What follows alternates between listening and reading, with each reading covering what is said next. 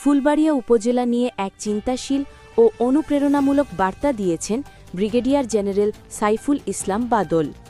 তার বক্তব্যে ফুটে উঠেছে একটি আধুনিক শিক্ষাবান্ধব ও মানবিক ফুলবাড়িয়ার স্বপ্ন। তিনি লিখেছেন, প্রিয় ফুলবাড়িয়াবাসী, উন্নয়ন মানে শুধু রাস্তাঘাট নয়, উন্নয়ন মানে মানুষের জীবনে পরিবর্তন আনা, শিক্ষায়, স্বাস্থ্যসেবায়, কর্মসংস্থানে এবং ন্যায় বিচারে।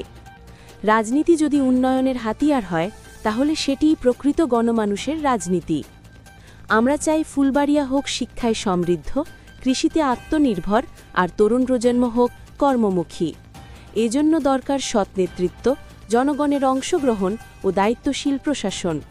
চলুন আমরা দলমত নির্বিশেষে একসাথে কাজ করি, যেন ফুলবাড়িয়া হয় উন্নয়নের মডেল, স্বপ্নের একটি আধুনিক উপজেলা।